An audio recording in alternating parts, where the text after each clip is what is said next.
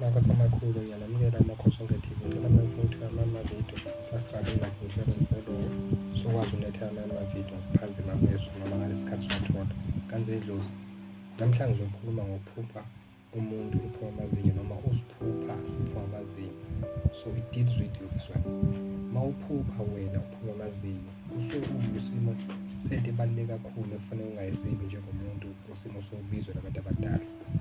Amazinyo physically ayinto enhle eligugu ngoba ngaphandle kwamazinyo you cannot just be public. Ngaphandle kwamazinyo you cannot have this confidence. Ngaphandle kwamazinyo there are a lot of things that you cannot do. Ngiyakuzwa ufuna ungayizwi kabi ungayibeki not literally. Now think about it. Njengamama ungathi ulahlekelwa amazinyo into ongayenza ungafaka ama-falls because uyakwazi ukubaleka kwamazinyo akho ukuthi kusho ukuthini, especially amazinyo njengaphambili but amazinyo sehole awekho amazinyo angabalulekile angemsemhlathini noma ngaphambili wonke abalulekile. Now seeing yourself draining and losing the teeth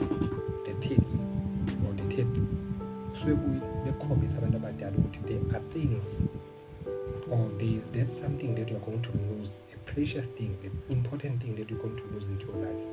So kunento sokuzokulahlekelwa iyigugu kuwena ebalulekile. Yileyo nto sobekutshela ukuthi you just have to look around ngoba kunento engamele ilahlekelwe ukuthi izokulahlekela iyigugu kuwena. Usazobhekana nobunzima, usazobhekana nokukhala, usazobhekana nokuhlupheka, usazobhekana nayo yonke into embi empilweni yakho. Yinto ezokwenzeka leyo kuwena ngoba usuyivezwe kanjani ngesimo samaphupho njengosuke uphupha uphuma amazinyo. Yinto ezokwenzeka makuhamba isikhathi. Suke ngakhulunywa ngento eyenzeka, suke khulunywa ngento esazokwenzeka kuwena. So now ufuna ukulindele lokho wazi ukuzokwenzeka. Indlela ungakuvimba ngayo ukuvimba ngabantu abadala bakho ngoba ibona sebekukhombisile, kodwa nje kuzokwenzeka. Uzobhekana nobunzima, uzobhekana nokukhala, uzolahlekelwa into ey'ningi noma izinto eziyigugu kodwa akusiyinto nje ezolahleka, into eyigugu obonayo ukuthi angeke ngikwazi ukuphila ngale nto.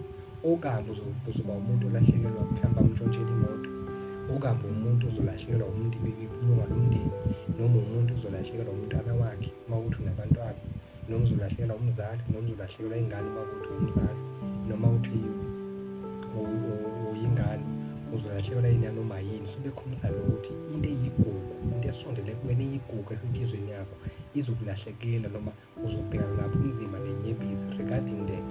Yingakho ufuna amaphupho uhlezi uwaqaphela ngaso sonke isikhathi. And by the way, before uphuphe lapho uphuma amazinyo, we have to trace back ukuthi what happened before you dream of that, because abantu abadala bakhombisa ukuthi yindaba uzolahlekelwa yilokho. So if you are not dealing with the dreams correctly, so and if you are not following your dreams, you're gonna be in trouble. You're gonna lose izinto ngendlela ungazi ukuthi uzilahleke kanjani, ngesimo sokuthi uya-stubborn, ngesimo sokuthi you don't want to listen, ngesimo sokuthi wena you are just a person who living his life ngendlela njengafanele. So you are stubborn, awuzwa unekhanda eliqinile. Abantu abadala now they just telling you ukuthi there are things that you're going to lose into your life. So we have to make sure ngempilo yakho ukuthi uyazazi ukuthi ubani. Don't skip izinto zedlozi. Make sure that izinto zedlozi uzenza kahle ngendlela, ulalela abantu abadala bathini before you lose anything into your life. Mina ngiyaprepare ukulahlekelwa izinto vele uzohamba nedlozi nje 100%, awudidiseki. Ngiyamthanda lowo muntu kunomuntu olahlekelwa izinto kodwa foolish engenzi izinto zedlozi ngendlela.